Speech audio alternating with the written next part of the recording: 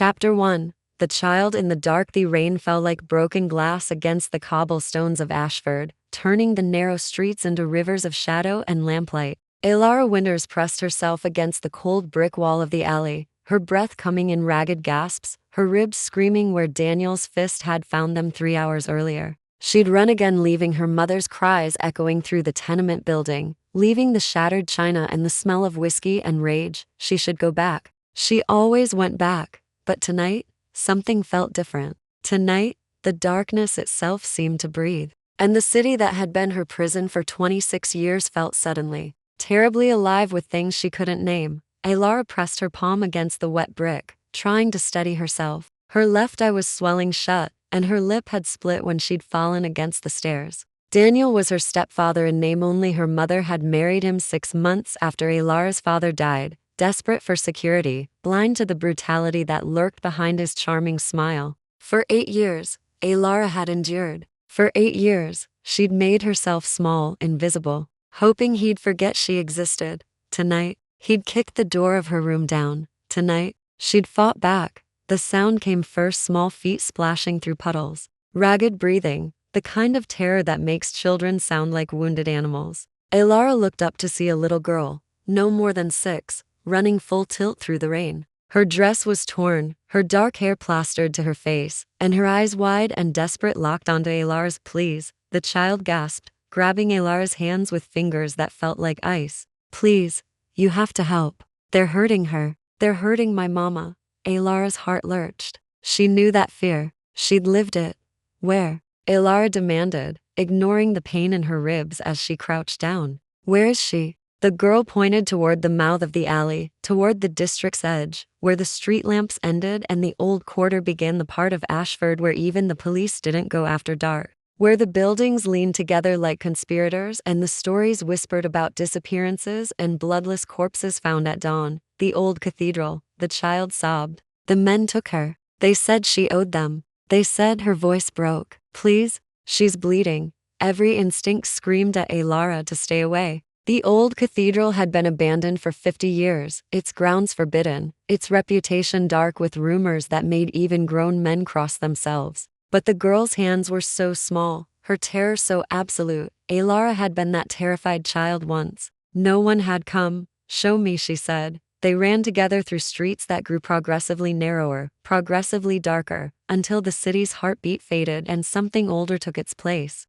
The cathedral rose before them like a broken crown, its Gothic spires clawing at the storm-dark sky, its stained glass windows long since shattered into colored dust. The girl pulled Elara through a gap in the iron fence, through overgrown grounds, where stone angels wept moss and rain, toward massive oak doors that stood slightly ajar. Inside, the darkness was absolute. Elara fumbled for the small lamp she always carried, a habit from childhood, from nights when Daniel would cut the power as punishment. The flame caught, throwing shadows across crumbling pews and a vaulted ceiling where frescoes of saints and demons battled for eternity. "Mama!" The girl screamed, and the sound echoed like a gunshot. Elara heard them before she saw them, men's voices, low and cruel, and beneath them, a woman's choked sobbing. She moved forward, the child's hand tight in hers, and found them in what had once been the sanctuary. 3 men surrounded a woman on her knees. Her dress was torn, her face bruised, and there was blood, so much blood pooling beneath her on the ancient stone floor. One of the men held a knife, its blade catching the lamplight. "You borrowed from the House of Thorn," he was saying, his voice flat, businesslike. "The debt comes due. Your blood or your daughter's. Choose." The woman's head lifted, and Elara saw her face, young to young, ravaged by fear and resignation. "Please.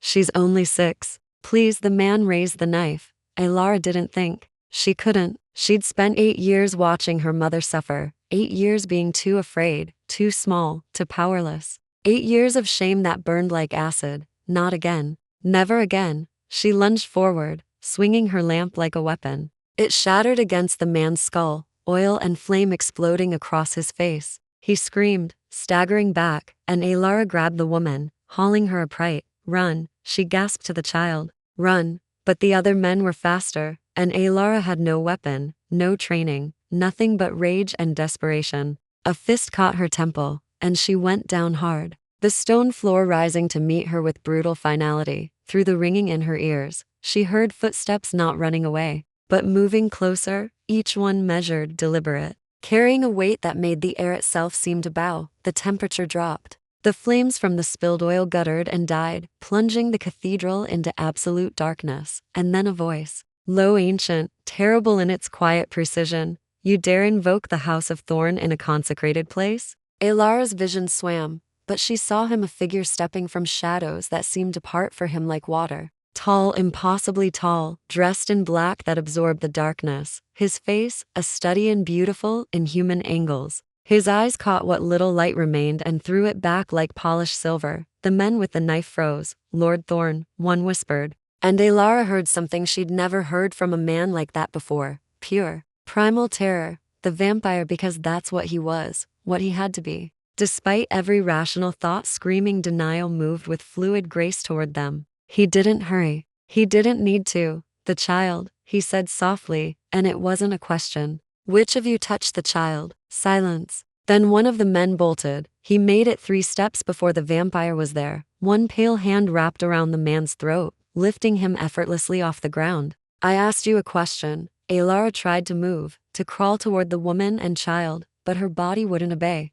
The world was fading, darkness creeping in from the edges of her vision. The last thing she saw was the vampire's face turning toward her, those silver eyes widening fractionally. Something like surprise flickering across features carved from marble and moonlight. You, he breathed. And it sounded like recognition, like he'd been searching for centuries. Then the darkness took her. And Elara Winters fell into the arms of a monster or a savior. In the end, perhaps they were the same thing. Chapter 2. Sanctuary of Shadows. Elara woke to silk against her skin and the scent of old books and something darker, copper and night-blooming flowers. For one disoriented moment, she thought she was back in her childhood bedroom. Before her father died, before Daniel, before everything broke. Then the pain hit ribs, temple, lip, and memory crashed over her like cold water. The cathedral, the child, the men with the knife, the vampire. She jackknifed upright, immediately regretting it as her vision swam and her ribs shrieked protest.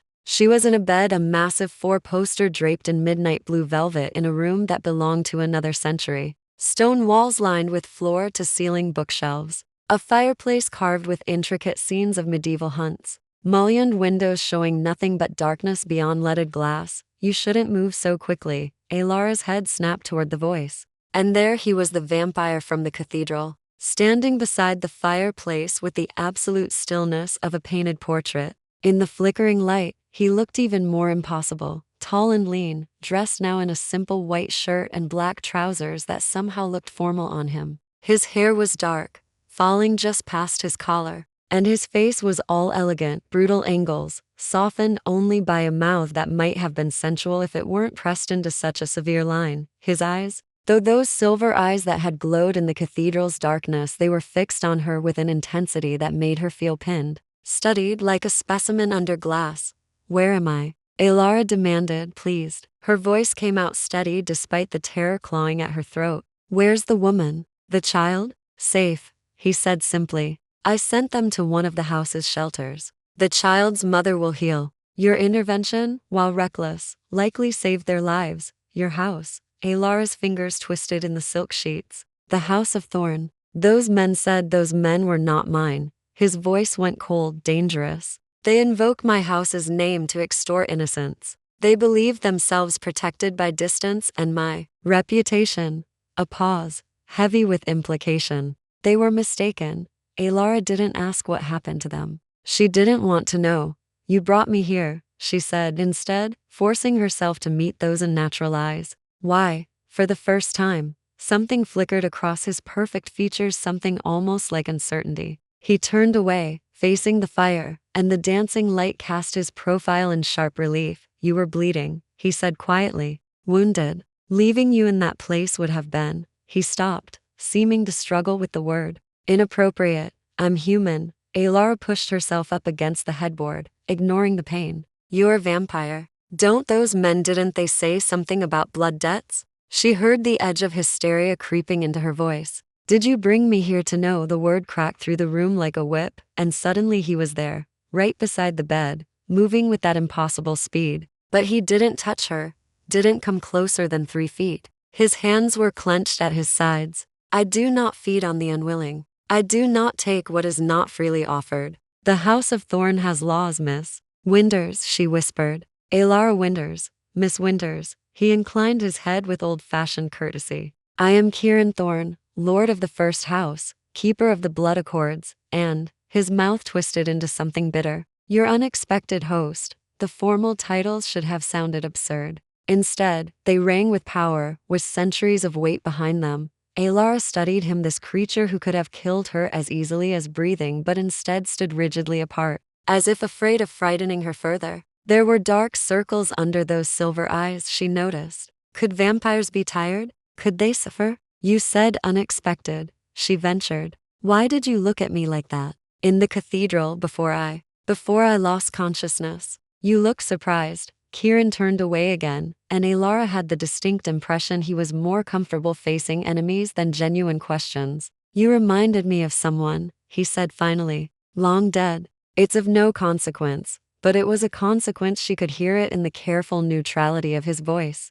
see it in the rigid set of his shoulders. The men who hurt that woman, Elara said, changing tactics. You said they weren't yours, but they used your house's name. Does that happen often? More often than it should. Kieran's jaw tightened. There are 7 great houses in this city, Miss Winters. 7 vampire bloodlines who maintain the ancient laws, who keep the peace between your kind and mine. But peace requires cooperation, treaties, and some among my kind believe humans exist only to serve. And you? Elara heard herself ask. What do you believe? He was silent for so long she thought he wouldn't answer. When he did, his voice was low, almost too quiet to hear. I believe I have lived too long to remember what I once believed. I believe the world has changed while I remain frozen. I believe. He stopped, shook his head. You should rest. Your injuries are substantial. You didn't answer my question. Those silver eyes snapped back to her, and for a moment, she saw something raw in them, something ancient and lonely and so carefully hidden she wondered if anyone had glimpsed it in centuries. I believe, Kieran said slowly, that humans are not cattle. That consent matters, even between predator and prey. That the old ways, the brutal ways, will destroy us all if we don't evolve. He paused. These beliefs make me unpopular among my kind. Good, Elara said, and was surprised to find she meant it. The popular ones sound like monsters. A ghost of a smile touched his lips, there and gone so quickly she might have imagined it. And what does that make me, Miss Winters? She looked at him, really looked at this impossible being who'd saved a child, who spoke of consent and laws, who kept himself carefully distant despite having every advantage, who looked at her with eyes that held centuries of sorrow. I don't know yet, she admitted, but you saved that little girl. You saved her mother. You. She touched her ribs gingerly. You brought me somewhere safe instead of leaving me bleeding on consecrated ground. The consecrated ground wouldn't have harmed you, Kieran said dryly. That's a myth, though it does make my kind uncomfortable. Despite everything, the pain, the fear, the absolute insanity of her situation, Elara almost laughed. Good to know. Silence stretched between them, but it felt different now. Less like predator and prey, more like 2 people trying to navigate unknown territory. You can't go back, Kieran said finally, to wherever you came from. Those men, before I dealt with them, they saw your face. The House of Serpents doesn't forgive interference in their business. Elara's stomach dropped. The House of Serpents? The rivals who truly employed those thugs. Kieran's expression darkened. They'll come looking. They'll find your home, your family. I have no family. Elara cut in, the words bitter. Just a mother who married a monster and a stepfather who. She stopped, wrapped her arms around herself. There's nothing to go back to. Kieran's eyes sharpened. The bruises on your face. They're not from tonight, are they? She didn't answer. Didn't need to. Stay here, he said, and it wasn't quite a command, wasn't quite a plea. Until the danger passes. Until I can negotiate your safety with Serpent House, you'll be protected within these walls. You have my word. Elara looked around the beautiful, ancient room, looked at the vampire lord, who watched her with an expression she couldn't quite read. Forced proximity with an immortal predator. Sheltering with a man, a creature who made her feel both terrified and strangely, inexplicably safe. What could possibly go wrong? How long? She asked. Days, perhaps weeks. Kieran moved toward the door, then paused. There are clothes in the wardrobe. Food will be brought. The library is yours to use. But Miss Winters, Elara, she interrupted. If I'm staying, you should call me Elara. Something flickered in his eyes again. Elara, he repeated, and her name sounded different in his mouth, older, weighted with meaning. Don't try to leave. The grounds are warded. And there are things in this city far worse than me. He left before she could respond. The door closing with a soft click that sounded terribly final, Elara sat alone in the silk-draped bed, in the vampire lord's sanctuary, and wondered what exactly she'd agreed to. Chapter 3. In human habits, 3 days passed in Kieran Thorne's manor like a fever dream, beautiful, unsettling, and utterly divorced from the world Elara had known. She'd expected a prison. Instead, she found herself in a labyrinth of wonders. The library alone could have kept her occupied for years, thousands of volumes in dozens of languages, some so old the pages crumbled at the edges.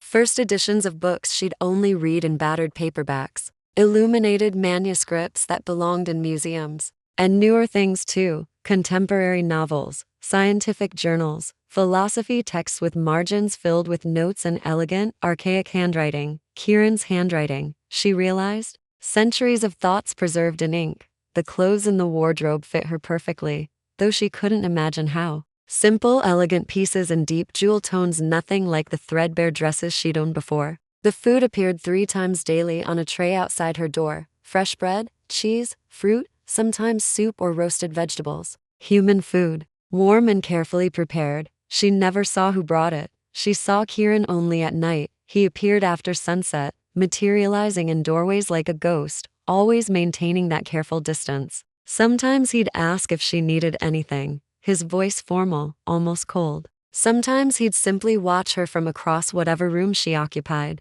those silver eyes tracking her movements with an intensity that should have terrified her. It didn't. Not anymore. On the 4th night, Elara decided to break the pattern. She'd been exploring carefully, respectfully, aware she was a guest in a predator's den, and found herself in what appeared to be a music room. A grand piano dominated the space, its black lacquer surface dusty from disuse. Sheet music lay scattered across a nearby stand, the compositions handwritten. Dated 1847, she was studying the notes when she felt that peculiar drop in temperature, the sense of displacement that preceded his arrival. Do you play? Kieran's voice came from the doorway. Elara turned. He stood in shadow, as always, but tonight something was different. He looked. Tired wasn't the right word. Strained, perhaps. The dark circles under his eyes seemed deeper, and he held himself with a rigidity that suggested pain. My father taught me, she said carefully, before he died. I haven't touched a piano in years. Kieran moved into the room, and the moonlight through the tall windows caught him fully. Elara's breath hitched. His skin was paler than usual, almost translucent, and there was a tightness around his mouth that spoke of carefully controlled suffering. You're hurt, she said, before she could stop herself. I'm fine. You're a terrible liar. Elara crossed her arms. For someone who's lived centuries, you'd think you'd have mastered it by now. That ghost of a smile flickered across his face again. Perhaps I'm simply out of practice. Most people don't dare question me. Most people are smart, Elara countered. What happened? Kieran was silent for a long moment, then moved to the window, staring out at grounds Elara had yet to see in daylight. Negotiations with the House of Serpents are proceeding poorly. Their lord believes I'm harboring you as a strategic asset rather than simple protection. There was a confrontation tonight. You fought? Briefly. He touched his side, a gesture so human and unconscious it startled her. Vampire wounds heal quickly, but not instantly. Silver slows the process. They stabbed you with silver? Elara felt an unexpected surge of anger. Because of me? Because of politics? Older than your great-grandmother. Kieran turned to face her, and in the moonlight, he looked otherworldly, beautiful and terrible and utterly alien. Don't mistake this for your burden, Elara. The houses have been circling each other for centuries. You're merely the current excuse. She studied him, this creature who saved children and played politics with monsters, who collected books and music and clearly hadn't touched either in decades, who stood wounded in moonlight and tried to reassure her it wasn't her fault. You don't sleep, do you? She asked suddenly. I've been here for days. I've never seen you during daylight, never seen you eat, never heard you move through the house at night, except when you come to check on me. Kieran's expression shuddered. Vampires don't require sleep, as you understand it. We enter a dormant state during daylight hours, but it's not restful. It's more like cessation, a small death every dawn.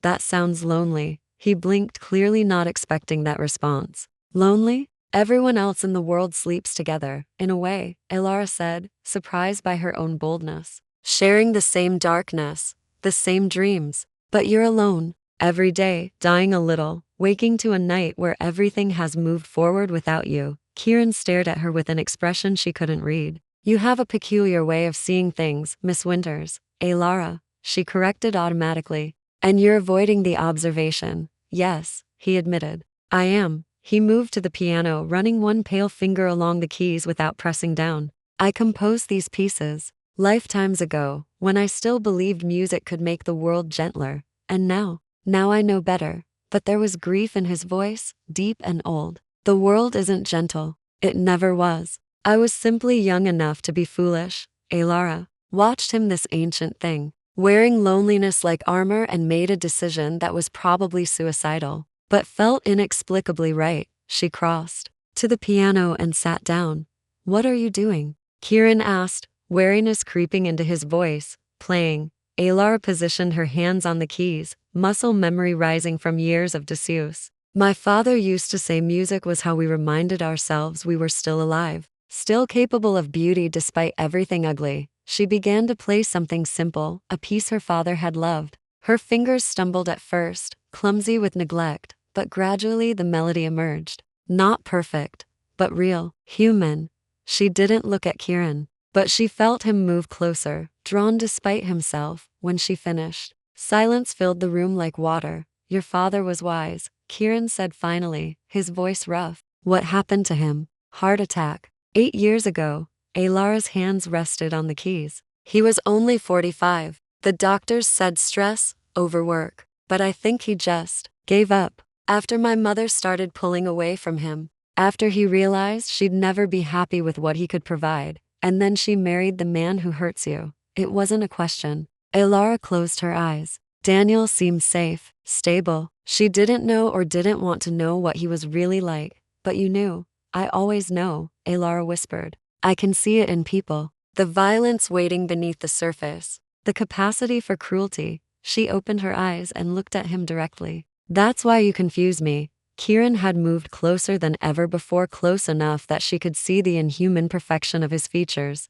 The way his chest didn't rise and fall with breath. The absolute stillness that marked him as other. Why? He asked, and it sounded genuinely curious. Because you should terrify me. You're a predator. You've probably killed more people than I could count. But when you look at me, she searched for words. I don't see cruelty. I see control, restraint, someone who's chosen to be gentle despite having every reason not to be. Something shifted in his expression, something vulnerable and quickly hidden. You see what you want to see. Do I? Elara stood, and they were suddenly very close, close enough that she could feel the cold emanating from him like winter. Then tell me I'm wrong. Tell me you're exactly the monster everyone believes you are. Kieran's hands clenched at his sides. His eyes had darkened to gunmetal, and when he spoke, his voice was barely above a whisper. You should be afraid of me, Elara. I know. She held his gaze. But I'm not. Maybe I should be. Maybe I'm foolish.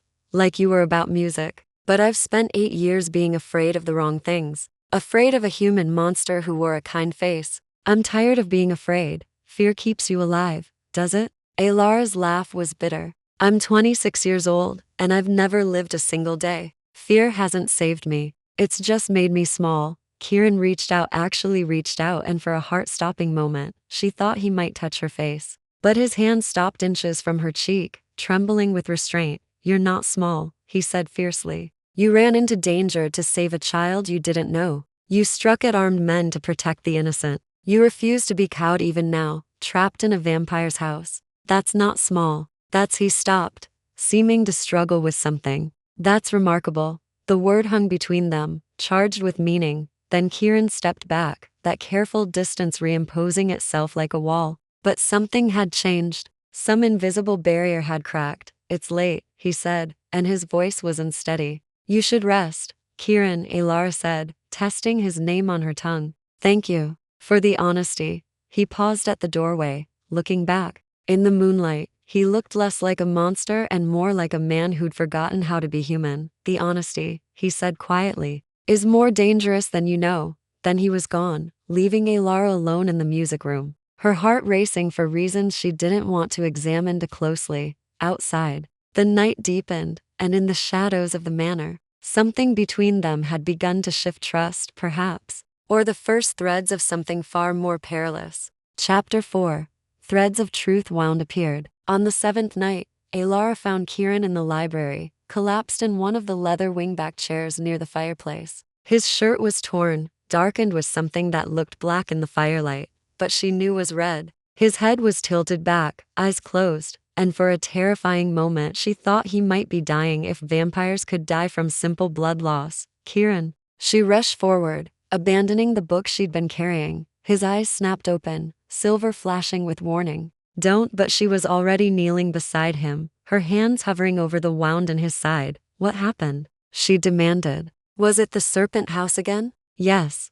The word came out strained. An ambush. 3 of them. They're getting bolder. He tried to straighten, grimaced, settled back. I'm fine. It will heal. You said that 3 nights ago, and you're still favoring that side. Elara looked around the library desperately. Where do you keep medical supplies? Bandages? Something to clean it? Elara. Kieran's hand caught her wrist the first time he'd actually touched her. His skin was cold, his grip gentle but immovable. Human medicine won't help. Vampire wounds require vampire methods. Then what methods? She met his eyes, refusing to back down despite the intimacy of their position, her kneeling beside his chair, his hand on her skin. Tell me what you need. Something flickered across his face, surprise perhaps, or something deeper. Blood, he said flatly. Fresh blood accelerates healing. But I told you I don't take from the unwilling.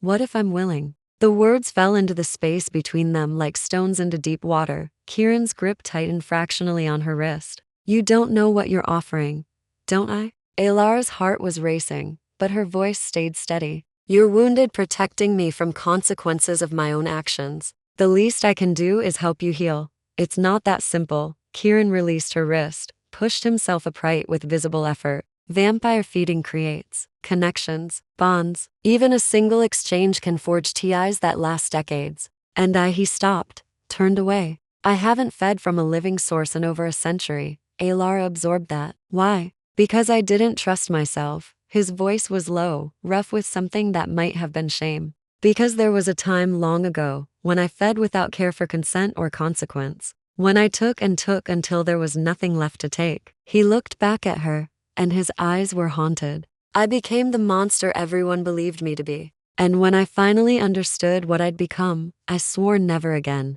I feed from blood banks now. Donated blood freely given, if not directly to me. It's enough to survive, but not to truly thrive. The confession hung in the air between them. Elara thought about the careful distance he maintained, the rigid control, the way he isolated himself in this beautiful house full of things he no longer touched, a self-imposed prison. Penance for sins committed in another lifetime. How long ago? She asked quietly. The last time I fed from the living? Kieran's jaw tightened. 1891. I killed her. A young woman who'd done nothing but show me kindness. I lost control, and by the time I realized what I'd done, she was already cold in my arms. He looked away. Her name was Catherine. She was 18 years old. She wanted to be a painter. The grief in his voice was so raw, so absolute, that Elara's throat tightened. I'm sorry. Don't be sorry for me. Kieran's voice turned hard. I'm the monster in this story. That's why you should refuse. Why? You should run back to your room and lock the door, and never offer me something so dangerous again. Elara stood slowly, her decision crystallizing with each heartbeat. What if I trust you? Then you're a fool, maybe. She moved closer, close enough to see the tension in every line of his body, the way he held himself rigidly still, as if afraid any movement might shatter his control. Or maybe I see something you've forgotten about yourself. And what's that? That you're not the man you were in 1891. Elara reached out, placed her palm flat against his chest, where a human heart would beat. Nothing, just cold stillness and the faint tremor of supernatural power. You've spent over a century punishing yourself, isolating yourself, denying yourself every pleasure and connection because you're terrified of becoming that monster again. But Kieran, you already proved you're not him. You saved that child.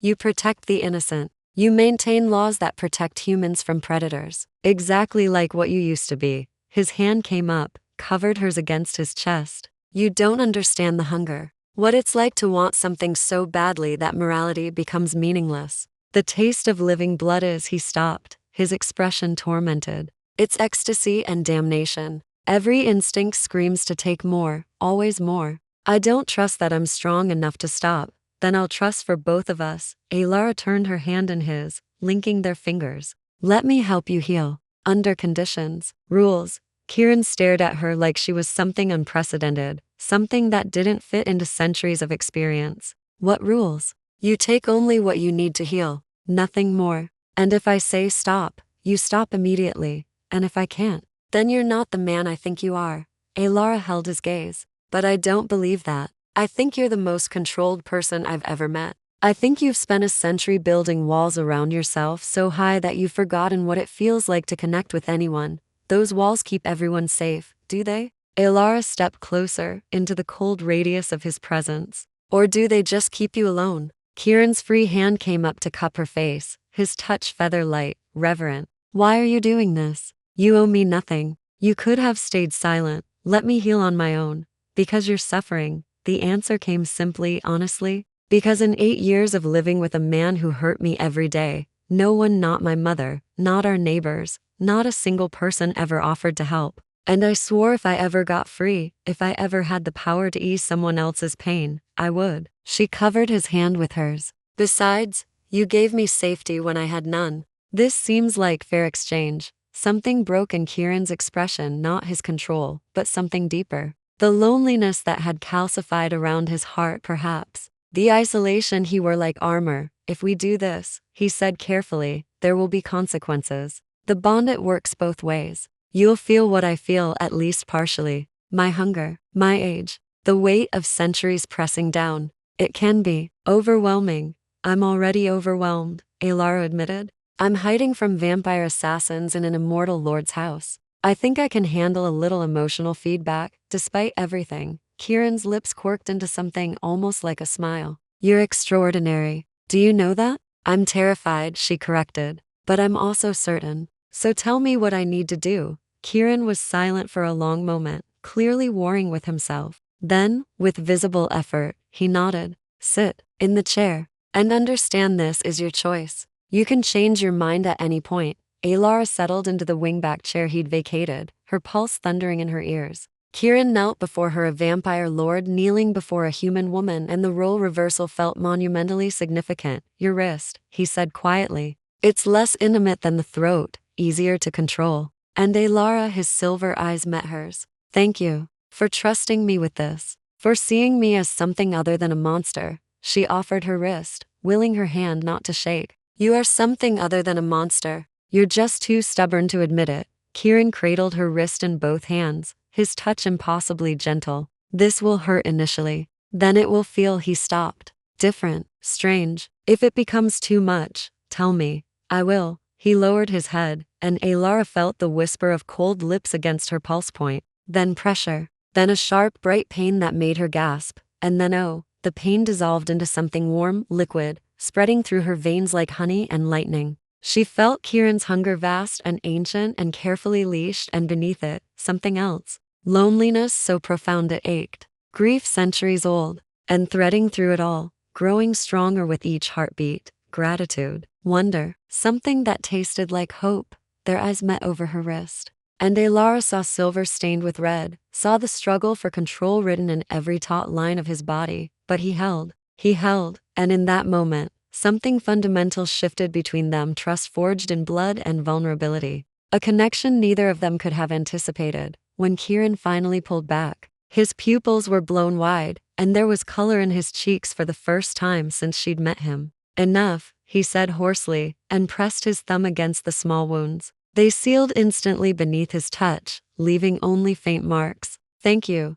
Elara felt lightheaded, wrung out, and strangely exhilarated. Did it work? Will you heal? Yes. Kieran stood, putting distance between them again. but his movements were already smoother, stronger. You should rest. That took more than you realize, but Elara caught his hand before he could retreat entirely. Kieran, what I felt through the bond. That loneliness. How long have you been alone? His expression shuddered. Too long. Far too long. Then maybe, Elara said softly, it's time to stop. Chapter 5. War at the Gothic. The attack came at midnight on the 9th day. Shattering the fragile peace Elara had begun to feel within Kieran's walls. She was in the library again. It had become her refuge. Surrounded by centuries of accumulated knowledge when the first explosion rocked the manor. Books tumbled from shelves, ancient volumes hitting the floor with sounds like breaking bones. The chandeliers swayed, crystals chiming a discordant warning. Elara was on her feet instantly, heart hammering.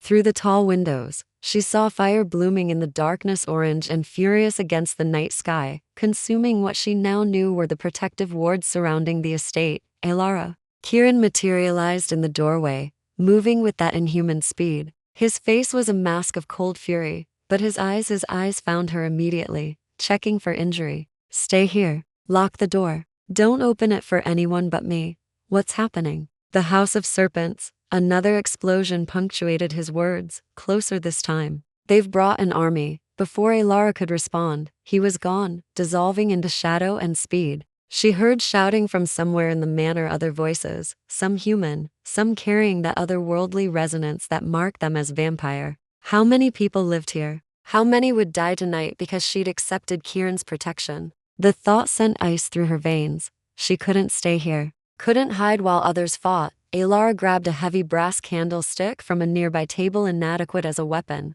but better than nothing, and moved toward the door. Her hand was on the handle when she felt it, the echo of their blood bond, thrumming with warning and something darker. Kieran's fear, not for himself, but for her. The realization stopped her cold. She'd felt his emotions before, during the feeding, but this was different, sharper, more immediate, like a thread connecting them across the distance, vibrating with urgency. The door exploded inward. Elara threw herself sideways, the candlestick raised, as 3 figures poured into the library. Vampires, she could tell by their inhuman grace, the way they moved like oil and smoke. 2 men and a woman, all dressed in dark leather, all wearing expressions of cold amusement. There you are, the woman purred, her accent carrying traces of something Eastern European. The little human who's caused so much trouble. Lord Corvus will be pleased. Lord Corvus can go to hell. Elara snapped, backing toward the fireplace. Her mind raced. What had Kieran told her about vampire weaknesses?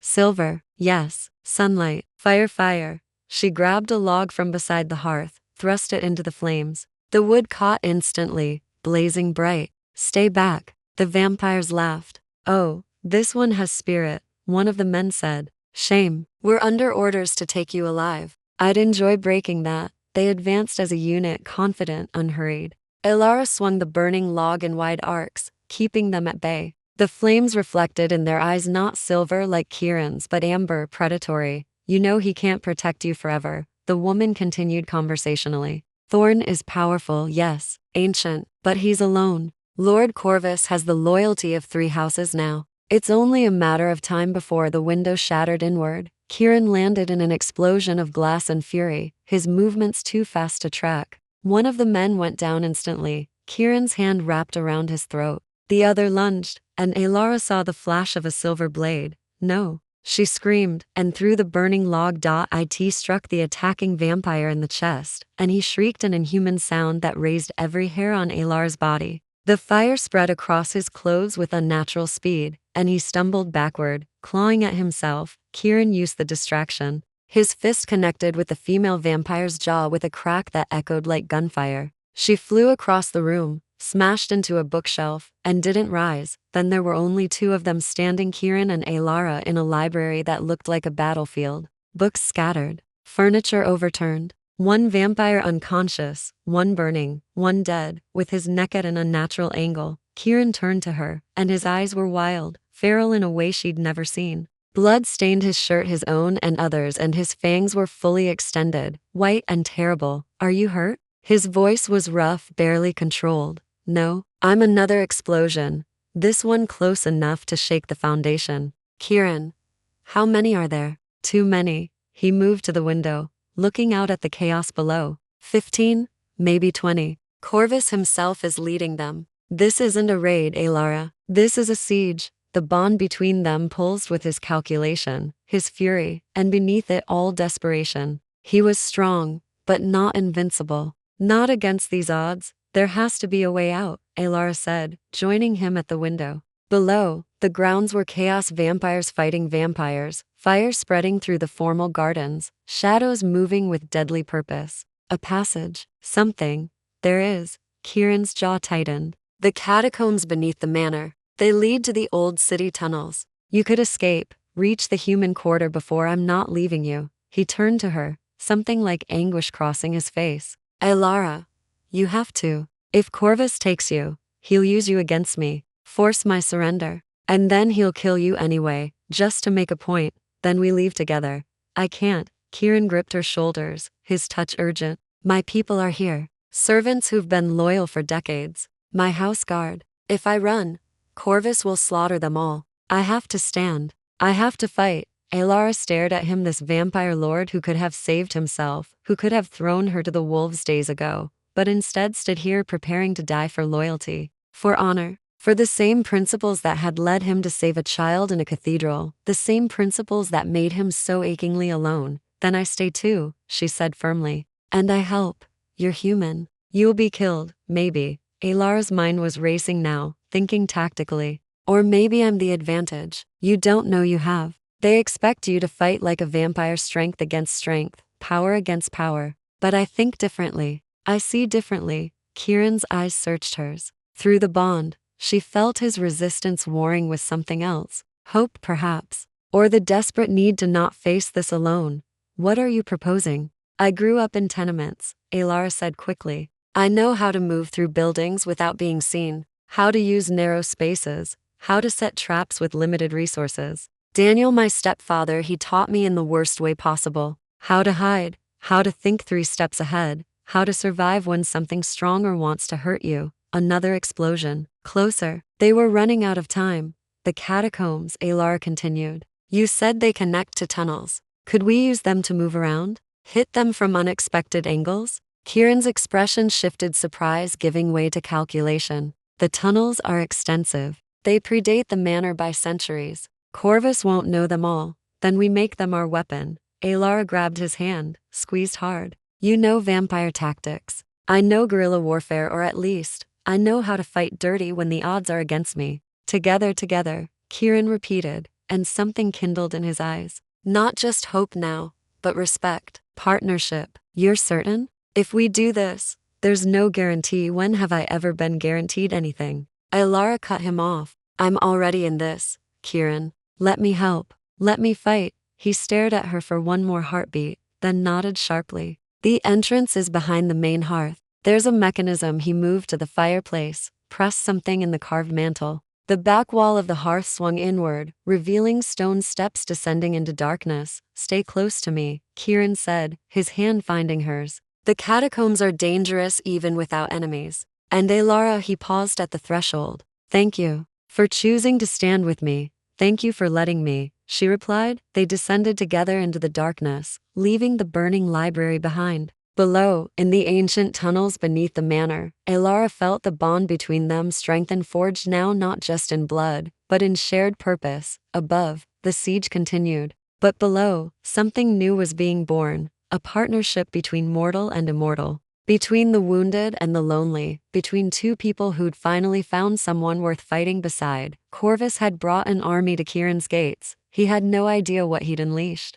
Chapter 6. Blood and Revelations. The catacombs beneath Kieran's manor were older than Elara had imagined, ancient stone corridors carved when the city above was barely a settlement. The air hung thick and cold, tasting of earth and secrets. Kieran moved through the darkness with absolute certainty, one hand wrapped around hers, guiding her through turns and passages that all looked identical to her human eyes. How far do these extend? Elara whispered, though she wasn't sure why. Sound seemed to die quickly in these depths. Miles. Kieran's voice was low, controlled, despite the chaos they'd left above. The original vampire settlers built them as escape routes and meeting halls. Before the houses formalized, before the treaties. When we were still hunted, It was the most he'd ever said about vampire history, about the world that existed before he'd become what he was now. They emerged into a larger chamber, a circular room with 7 archways leading off in different directions. Strange symbols covered the walls, glowing faintly with phosphorescent light. In the center stood a stone altar, stained dark with age, a blood court, Kieran said, seeing her stare. Where the old laws were sealed, where houses swore their oaths. He released her hand, moved to the altar. And where, if I'm right, we can turn Corvus's advantage into his downfall. How? Elara approached cautiously. Through the bond. She felt Kieran's certainty mixed with something darker, grief, perhaps. Or resignation. The ancient laws still hold power in places like this. Kieran's fingers traced the symbols on the altar. Blood spilled here carries weight. Oaths made here cannot be broken without consequence. And challenges, he looked up at her, his silver eyes luminous in the strange light. Challenges issued here must be answered. Understanding dawned cold and terrible. You're going to challenge Corvus directly. It's the only way to end this without more death. Single combat. Bound by the old laws. Winner takes all, the house, the territory, the right to rule. Kieran's jaw tightened. If I win, Corvus's alliance dissolves. His supporters will have no choice but to retreat or face the consequences of breaking sacred law. And if you lose, then you run. There's a passage that leads to the river. Take it. Get as far from this city as you can, and don't look back. Absolutely not. Elara crossed to him, anger rising sharp and hot. You brought me into this. You made me care about. She stopped, the words catching in her throat. About what? About him? About the outcome of a war between immortal monsters? Yes. God help her. Yes. Elara. Kieran reached out, cupped her face with both hands. The gesture was becoming familiar, achingly so. Listen to me. Corvus is older than I am, stronger. He's survived for over 8 centuries by being ruthless and calculating. I'm walking into this knowing the odds are against me. Then don't walk into it. Elara gripped his wrists. There has to be another way. There isn't. Not one that doesn't end with everyone I care about dead. His thumb brushed across her cheekbone. And through the bond, she felt the full weight of his emotion, fear and determination, and something tender that made her breath catch. But knowing you're safe, that you'll survive this, it makes it bearable. I won't run, stubborn woman, he murmured. But there was fondness in it. Stubborn vampire, she countered, for a moment. They simply stood there in the ancient chamber, the war raging somewhere above them, the future uncertain. Then Kieran leaned down and pressed his forehead against hers, a gesture of intimacy that transcended words. If I survive this, he said quietly, he stopped, seeming to struggle. There are things I need to tell you. About what I am, what I was. The full truth, not just fragments. Tell me now. No time. Kieran straightened as distant sounds echoed through the tunnel's footsteps, many of them, moving with purpose. They've found the catacombs. Stay behind me. Vampires poured through 3 of the archways simultaneously, Corvus's forces, coordinated and deadly. But they stopped at the chamber's threshold, held back by invisible barriers. Elara couldn't see. Consecrated ground, Kieran said, answering her unspoken question. Blood court rules apply here. They can't enter unless invited or challenged. Through the center archway came a figure that commanded immediate attention. Tall and broad, with dark hair shot through with silver, and eyes like molten gold, he radiated power and age. His smile was cruel, amused. Kieran Thorne. His voice filled the chamber like smoke. How predictable. Running to the old places, clinging to ancient laws like they mean something in the modern world. Corvus. Kieran's voice was cold, empty of emotion. The laws mean everything. You've violated them by attacking my house directly, by threatening human life without cause. The human?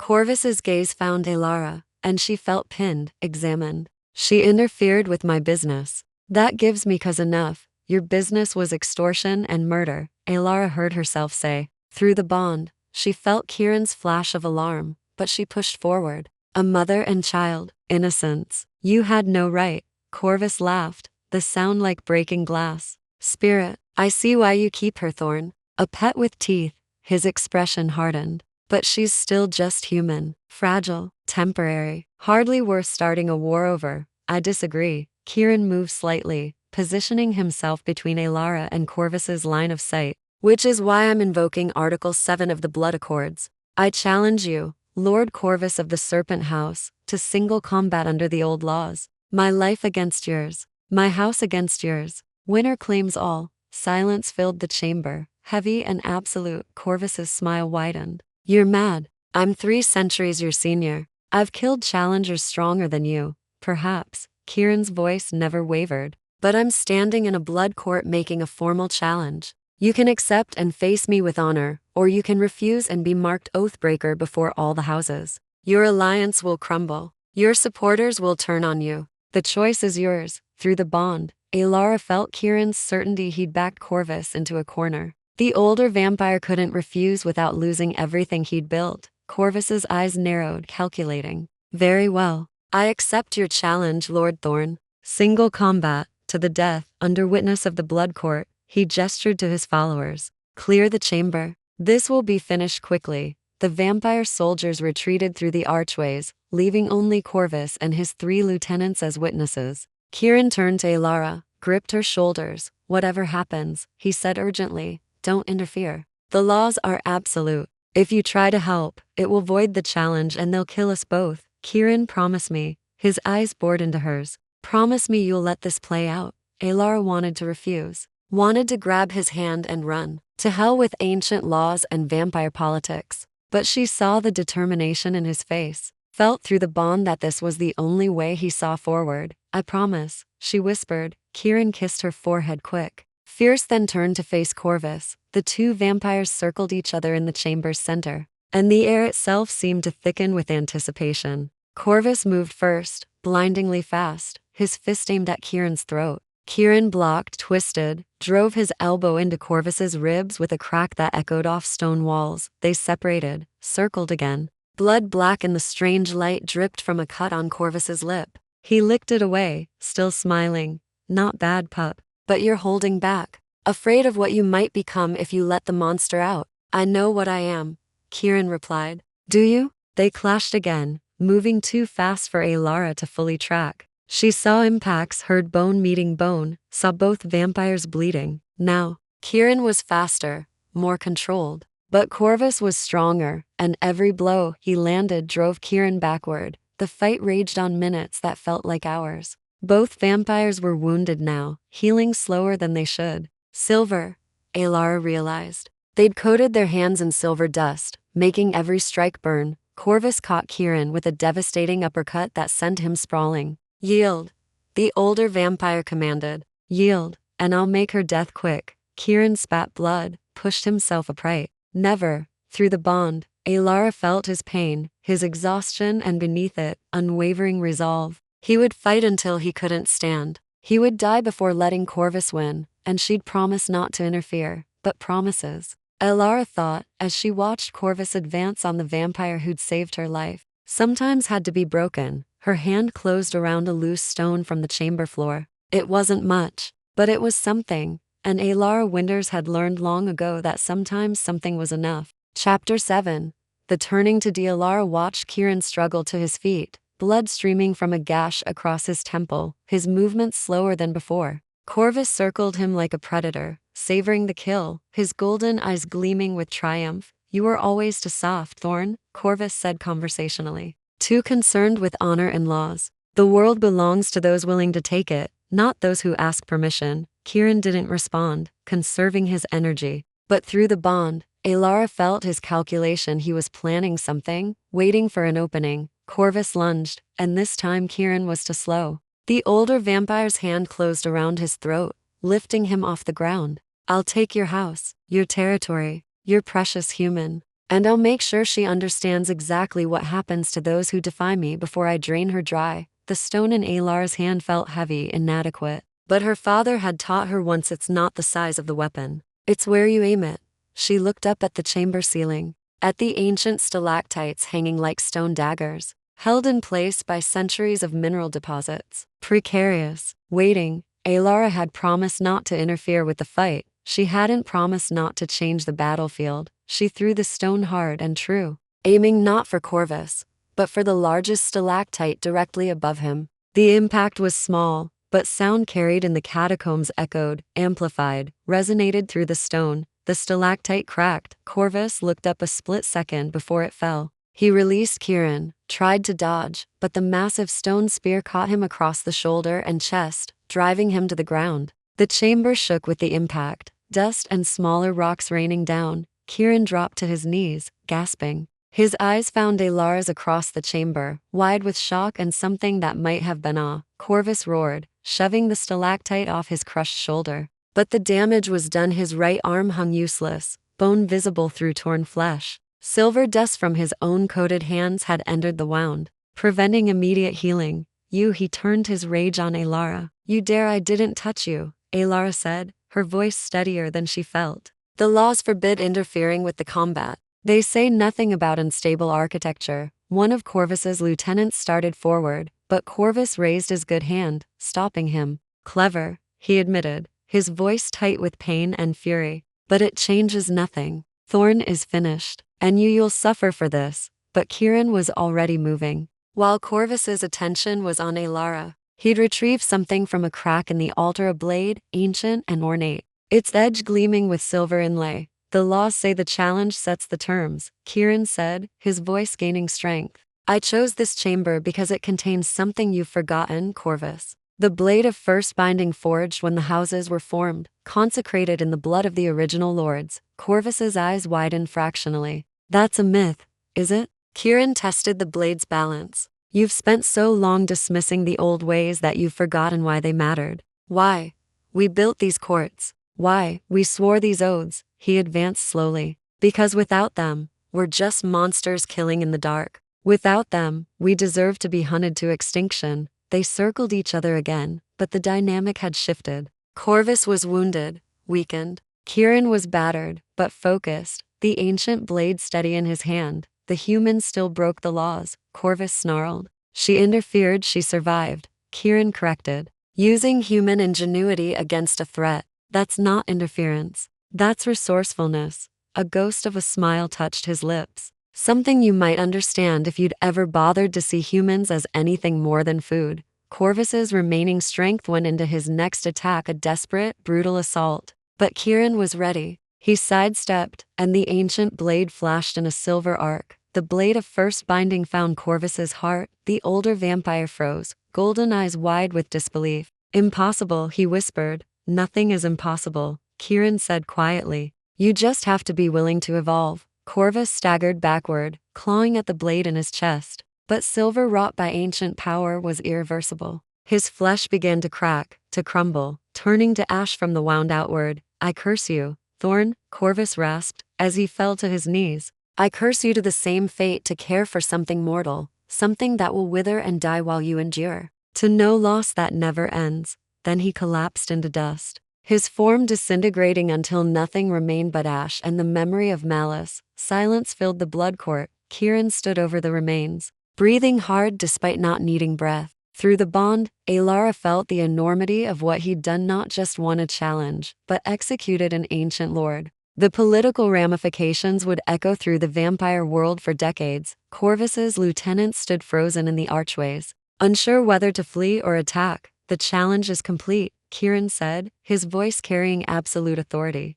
Lord Corvus is destroyed. By the laws of the Blood Accords, the House of Serpents is now dissolved. Its territories and vassals passed to the House of Thorn. He looked at each lieutenant in turn. You have 3 choices. Swear to my house and honor its laws, leave this city entirely, or challenge me yourselves right here, right now. One by one, they knelt. The old ways still held power, even among those who'd followed a tyrant. Go, Kieran commanded. Spread word that the siege is ended. Any of Corvus's forces still fighting are to stand down immediately or face execution for violating the challenge outcome. The vampires fled, leaving Kieran and Elara alone in the ancient chamber. For a long moment, neither moved. Then Kieran's knees buckled, and Elara was there, catching him, lowering him to the stone floor. You're hurt, she said urgently, examining the wounds covering his body. The silver will heal now. Kieran's hand found hers, though slower than I'd like. Elara, that was incredibly reckless. If Corvus had reached you, he didn't. She pressed her free hand against a particularly deep gash on his ribs, applying pressure. And you won. It's over, is it? Kieran's silver eyes searched hers. Corvus wasn't entirely wrong. I've claimed his house, absorbed his territories. I'm now responsible for everything he built. And you, his thumb traced across her knuckles. You're bound to me through the blood exchange. That bond will only deepen with time. You'll feel my hunger, my age, my darkness. And eventually I'll die, Elara finished quietly. I know, I'm mortal. That's how this works. I could change that. The words fell between them like stones. The old laws, there are rituals, ways to turn a human without destroying who they are. It's dangerous, painful, and there's no guarantee of success. But it's possible. Elara's heart hammered. Are you offering no? Kieran sat up despite his injuries, cupped her face. I'm telling you it exists. That if you chose it, someday, I would help you. But I won't ask, won't pressure. The choice would have to be entirely yours, made freely, without coercion. Why tell me now? Because Corvus was right about one thing. Kieran's expression was raw, vulnerable in a way she'd never seen. I do care for you. More than I should. More than is wise. And you deserve to know all your options. All the possible futures. Through the bond. Elara felt the truth of his words, the depth of feeling he'd been carefully hiding. The loneliness that her presence had begun to fill. The terror that she would choose mortality and leave him alone again. Kieran, she said softly.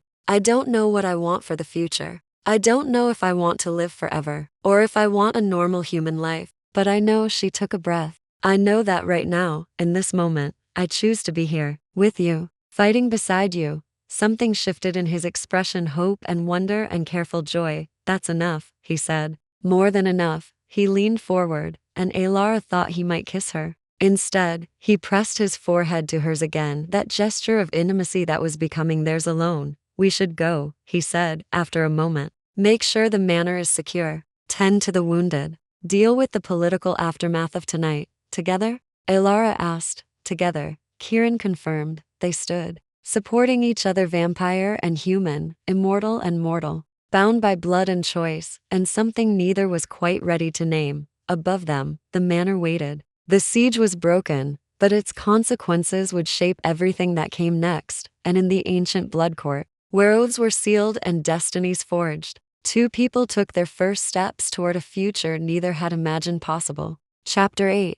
Shattered and Hold On broke over the Thorn estate like a wound, painting the sky in shades of blood and ash. Elara stood at the library window, miraculously intact despite the night's chaos, watching the sun climb above the city's skyline. Behind her, Kieran had gone, still and silent the moment the first rays touched the horizon, retreating to whatever dark place vampires went during daylight hours. She'd watched it happen. The way his eyes had grown distant, unfocused. The way he'd gripped her hand once, desperately, before moving to the reinforced chamber off the library, where he'd spend the next 12 hours in that state he'd described as small death. I'll be vulnerable, he'd warned her, completely defenseless. If any of Corvus's followers harbor thoughts of revenge, then they'll have to go through me, Elara had said firmly. Now, alone in the morning light, she surveyed the damage. The east wing was a burned-out shell. The formal gardens were cratered from explosions. Bodies, vampire bodies that had turned to ash with the sunrise, were being swept up by human servants who moved with practiced efficiency,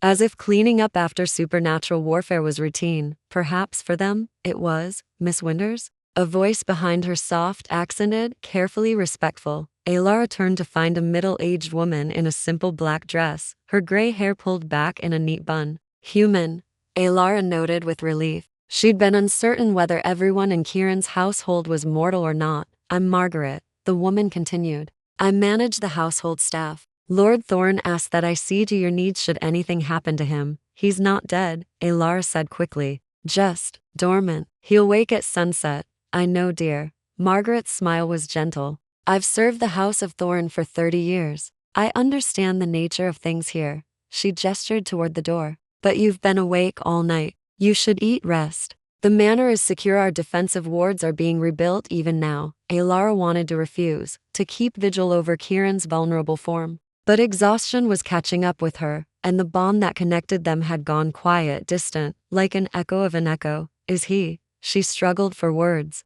Can he feel anything? During the day? Margaret's expression softened with understanding. Lord Thorn says it's like drowning in darkness. Aware, but unable to move, unable to wake. Some of his kind find it peaceful. He's always found it tortuous. The image made Elara's chest tighten. 12 hours of that. Every single day, for over 2 centuries, Margaret confirmed. It's one reason he values the night so fiercely. Why? He fills these halls with books and music and beautiful things, trying to make the hours he has feel more alive. She paused. You've changed something in him, Miss Winters. In 30 years, I've never seen him bring someone into his private spaces. Never seen him look at anyone the way he looks at you. Elara felt heat rise to her cheeks. We barely know each other. Time moves differently for immortals. A week can hold a lifetime of meaning. Margaret touched Elara's arm gently. Come, let me show you to a proper room, bring you breakfast. Lord Thorne will be furious if you've made yourself ill standing guard over him. Reluctantly, Elara allowed herself to be led through corridors she hadn't yet explored deeper into the manor's heart. Margaret brought her to a suite of rooms that took Elara's breath away. A bedroom with a canopied bed and windows overlooking what remained of the gardens. A private sitting room lined with bookshelves. A bathroom with a clawfoot tub that looked like something from a luxury hotel. This was prepared for you 3 days ago, Margaret said. Lord Thorne wanted you to have your own space. Somewhere you could retreat. Be yourself. He's been sleeping in the library rather than disturb you. He never said anything. He wouldn't. Margaret began running water into the tub, adding salts that filled the air with lavender. Lord Thorne is many things, but presumptuous isn't one of them. Now wash, eat, sleep. When you wake, we'll talk about what comes next. What comes next? Elara repeated. Margaret's expression grew serious. Lord Thorne has absorbed the House of Serpents. That makes him responsible for territories across half the city, dozens of vampire vassals, and hundreds of human employees and families under his protection. He'll need help managing it all. He'll need, she paused, an advisor, a partner who understands both worlds. The implication hung in the air. Elara sank onto the edge of the bed, overwhelmed. I'm nobody. A woman who was running from an abusive home a week ago. What could I possibly offer? Perspective, Margaret said simply. Compassion, the ability to see humans as people rather than resources. She moved toward the door. Think about it. But for now, rest. Left alone, Elara bathed mechanically, ate the meal that appeared on a silver tray, and fell into bed, still processing everything. She thought she'd be too wired to sleep, but exhaustion claimed her the moment her head touched the pillow.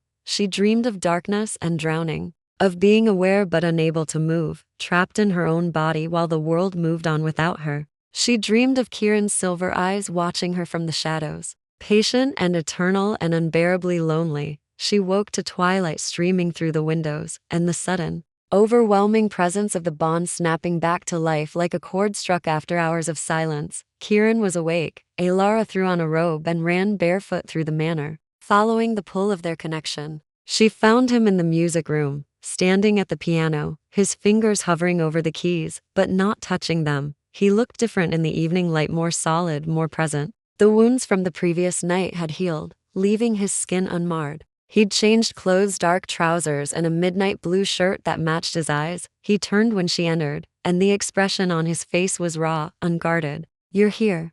Where else would I be? Elara crossed the room, stopped just within reach. You thought I'd left? I thought you might have reconsidered. In the daylight, with time to think clearly about what staying means, Kieran's hands clenched at his sides. I would understand. This world, my world, it's dangerous, dark. You deserve better than. Elara took his hand, pressed it against her chest where her heart beat strong and steady. Feel that? I'm still here, still choosing this, still choosing. She paused, gathering courage. You. Kieran's breath caught an automatic reflex despite not needing air. Elara, you don't know what you're saying. The bond between us, it can influence emotions, create false feelings. Can it create courage I didn't have before? Elara challenged. Can it make me see things differently? Want to help rebuild what was destroyed last night? Because that's what I want. Not because of some mystical bond, but because for the first time in 8 years, I feel like I matter. Like I can do something that actually makes a difference. You matter, Kieran said fiercely. Bond or no bond, you matter. He stopped, struggling with words. You're the first person in over a century who's made me want to be better, who's made me remember what it felt like to hope. The confession hung between them, vulnerable and true.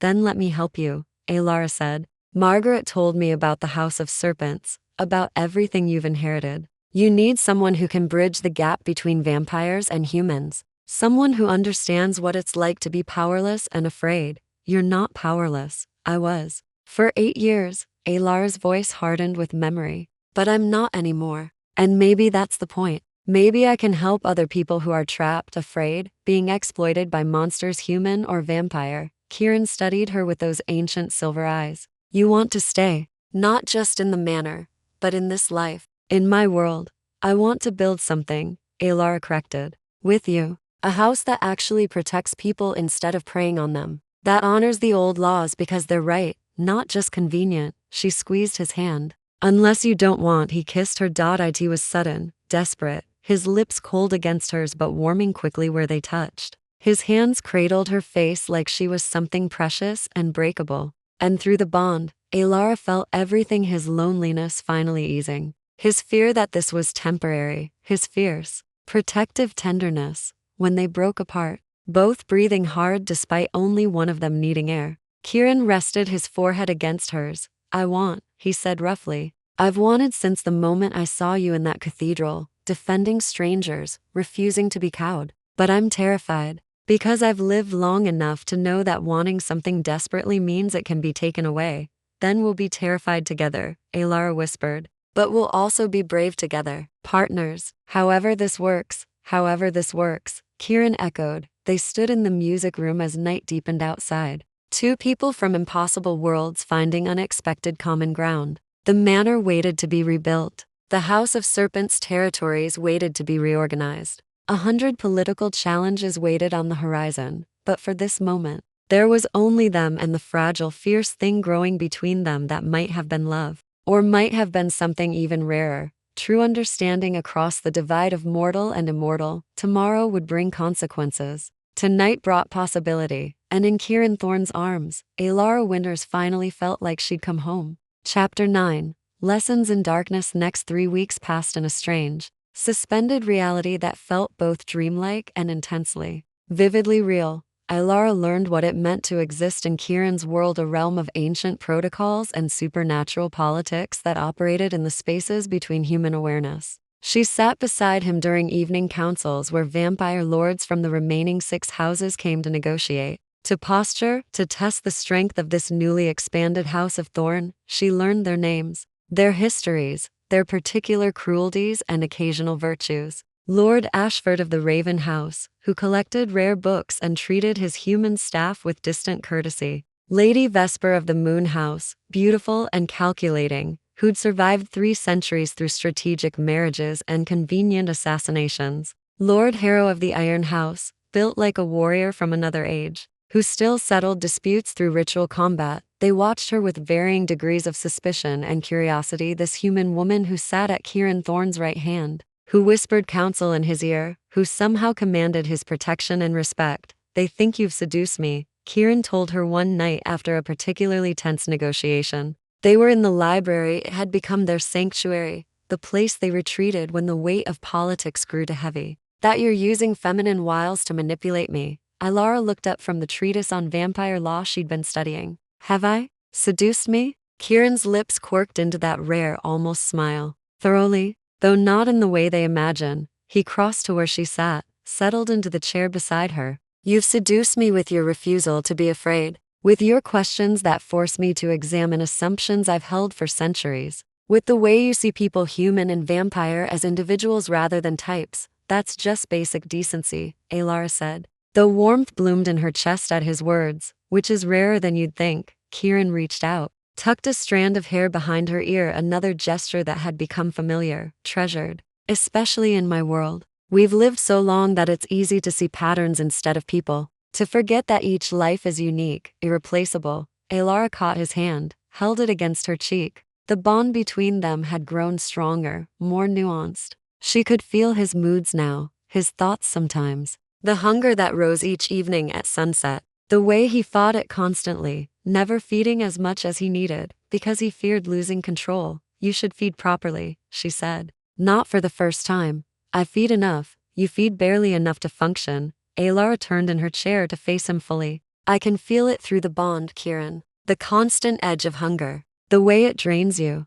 It's manageable. It's suffering. She squeezed his hand. And it's unnecessary. I'm here. I'm willing. We've already established the bond. No, Kieran's voice was firm, but she felt his internal struggle. What happened during the siege was emergency, necessity, but regular feeding that creates deeper bonds, dependency. I won't risk making you need me the way vampires need blood.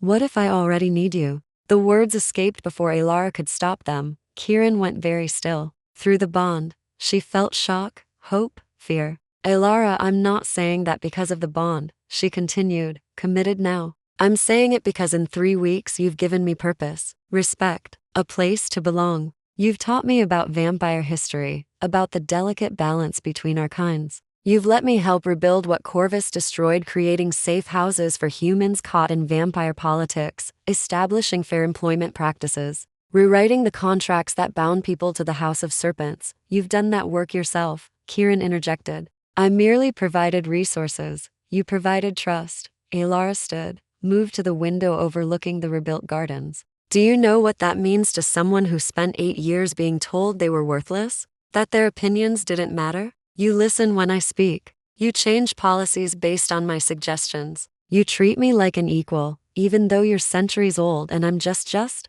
Kieran was suddenly behind her, his hands on her shoulders, his voice intense. You're not just anything, Elara. You're brilliant, compassionate. You see solutions I'd never consider because I'm too mired in the old ways. You've revolutionized how this house operates in less than a month. Elara turned in his arms, looked up into those silver eyes that had become so dear, so necessary to her sense of self. Then let me help you. Not just with politics, with this. With the hunger that's eating at you constantly. It's too dangerous. Why? Because you might lose control? Elara raised an eyebrow. The same control you've maintained for over a century? The same control you showed when you stopped feeding during the siege, even though I could tell you wanted more. That was different. I was wounded, weak, and now you're just slowly starving yourself because you're afraid. Elara softened her voice, let him feel through the bond that she wasn't accusing, just observing. What are you really afraid of, Kieran? He was silent for a long moment, his jaw tight. Finally,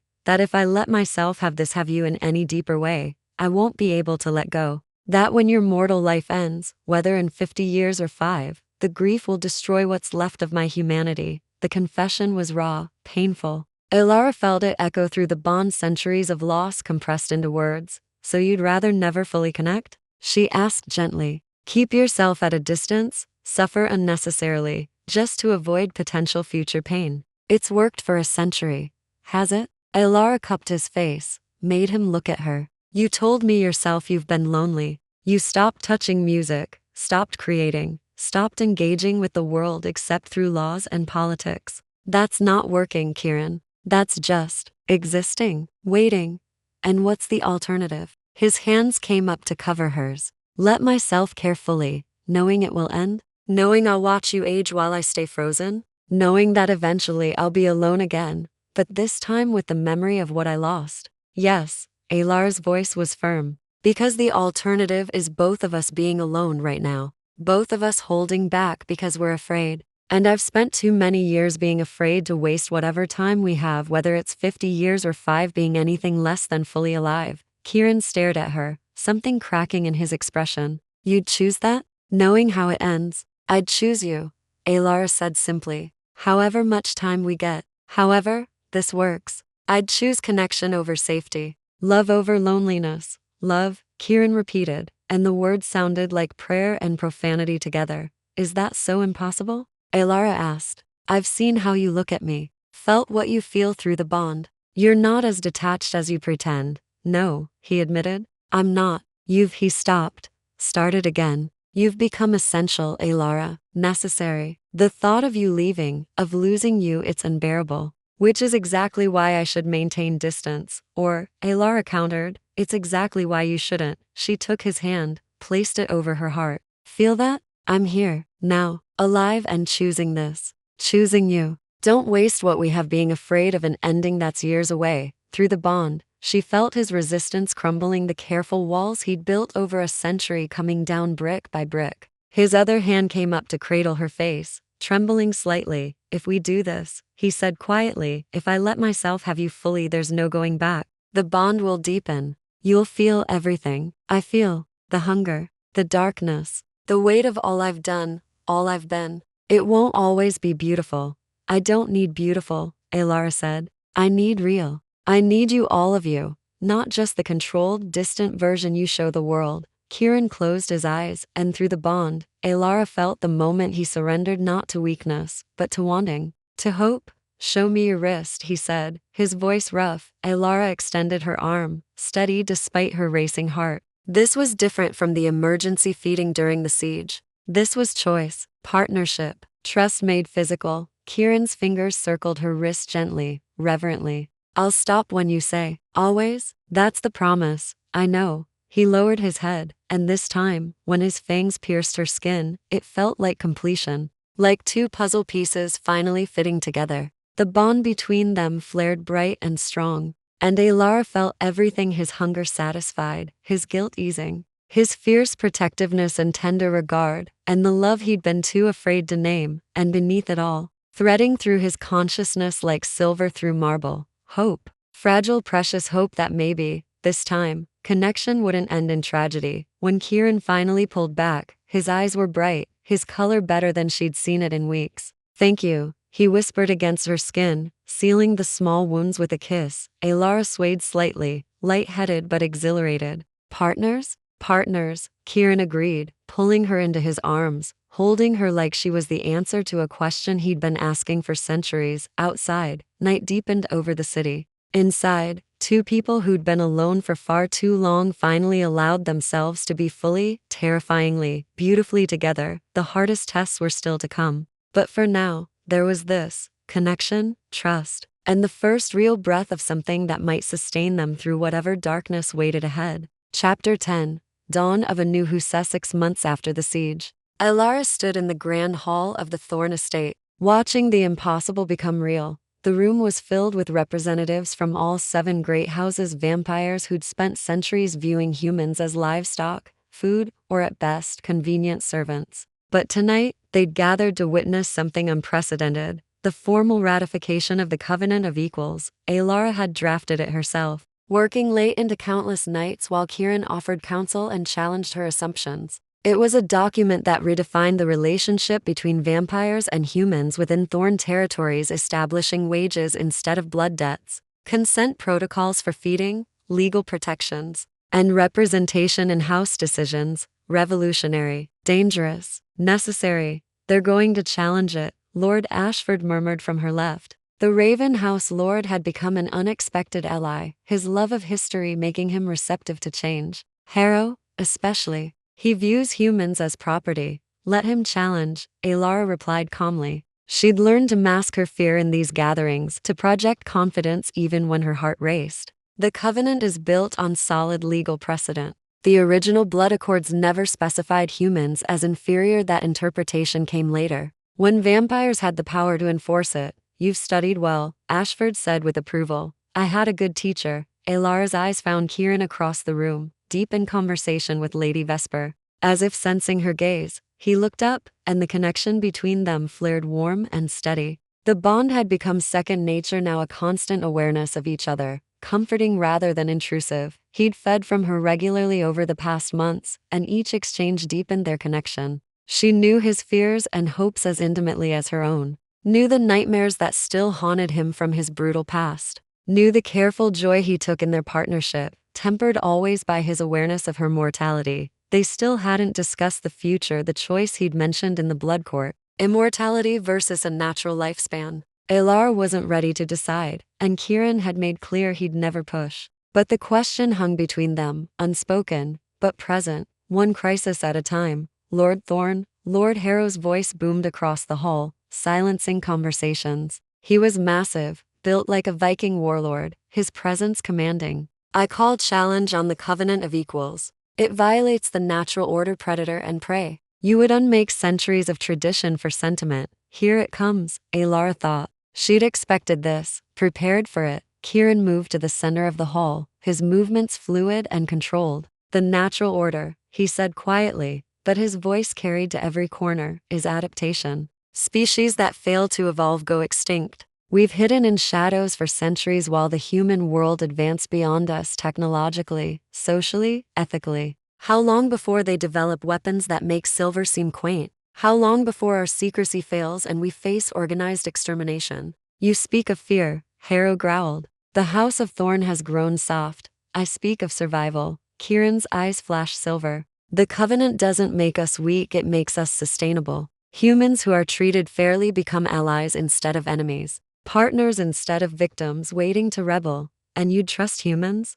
Harrow's laugh was harsh. They're prey animals. Fearful, short-lived, incapable of understanding our needs. Elara stepped forward before she could second-guess herself. I understand perfectly, Lord Harrow. The room went silent. A human addressing a vampire lord directly was presumptuous at best, suicidal at worst. Harrow's eyes, fixed on her, predatory. You understand nothing, girl. You're Thorn's pet, his experiment. When he tires of you, I understand that you're afraid. Elara kept her voice level, channeling every lesson Kieran had taught her about vampire politics. You've lived 1,000 years doing things one way. Change threatens your power, your certainty. But I also understand mathematics, Lord Harrow. There are 7,000 vampires in this city. 7 million humans. If even a fraction of them organized against you, how long would you last? We are stronger during night, yes. But we're learning, adapting. Elara moved closer, and she felt Kieran's tension through the bond, ready to intervene if Harrow struck.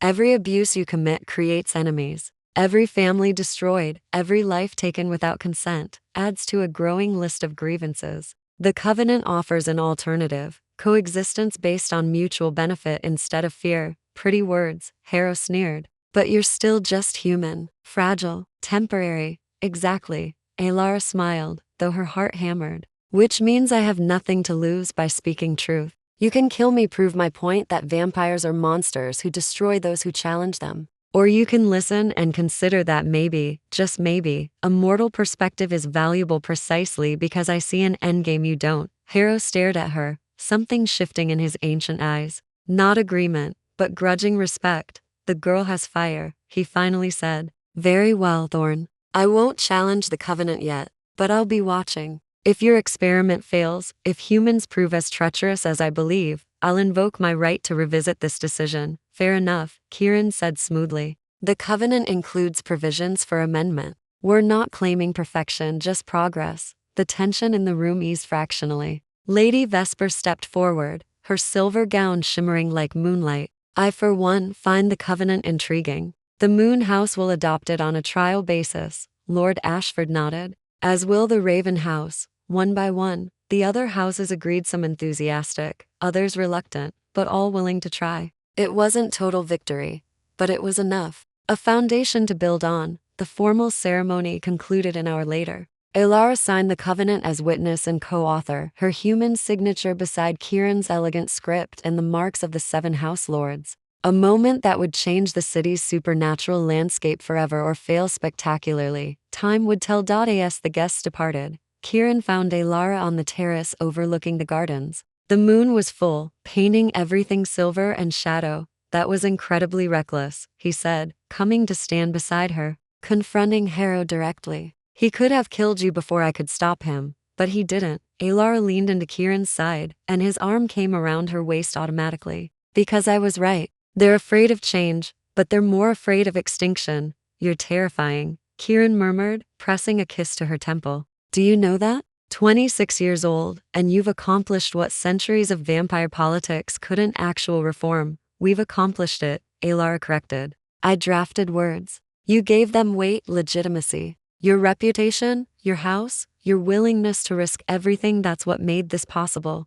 They stood in comfortable silence, watching the city lights twinkle in the distance. The bond between them hummed contentedly, and Elara felt Kieran's deep satisfaction mixed with lingering worry. What is it? She asked. I'm thinking about time, Kieran admitted. About how 6 months ago, I was alone in this house, convinced I'd spend eternity that way. And now, he turned to face her, his expression vulnerable. Now I can't imagine existing without you, which terrifies me, because you're mortal, and time is your enemy. In a way, it's not mine. Elara had known this conversation was coming, had felt it building through the bond. I've been thinking about that too, she said carefully. About the choice you mentioned, immortality. Kieran went very still. And I don't know yet. Elara took his hands. Part of me is terrified of dying, of leaving you alone again. But another part is terrified of becoming something other than human. Of losing the perspective that makes me useful to you, to the house. Of living forever when I've barely lived at all.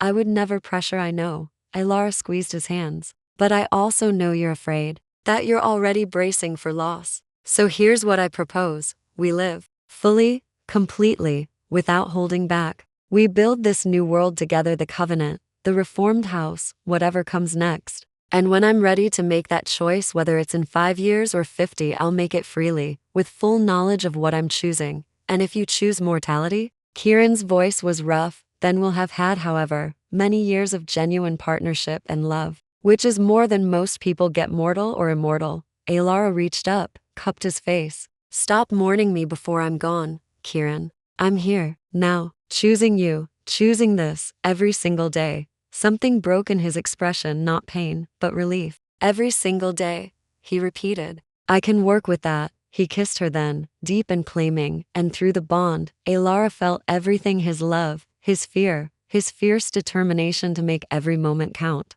She kissed him back with equal intensity, pouring 6 months of partnership and trust and growing affection into the contact. When they finally parted, both breathing hard despite only one needing air, Kieran rested his forehead against hers. I love you, he said simply. I've been too afraid to say it, but I do. Completely, terrifyingly. I love you too, Elara whispered back. My impossible vampire lord with a conscience, my revolutionary mortal who challenges ancient powers and somehow survives. They laughed together, the sound carrying across the gardens. Below them, the city sprawled in all its messy, complicated glory, humans and vampires coexisting in uneasy balance. The covenant offering a new framework, a new hope. Above them, the moon watched with ageless patience, and between them, the bond strengthened, mortal and immortal, building something neither had believed possible, a future they could face together. However long or short it proved to be, the story wasn't finished. The covenant would face challenges. Other houses might rebel. Elara would age while Kieran stayed frozen. Difficult choices waited on the horizon. But tonight, standing in moonlight with the vampire who'd saved her and the human who'd saved him right back, Elara felt something she hadn't experienced in 8 long years: absolute, unshakable hope. And for now, hope was enough. The end.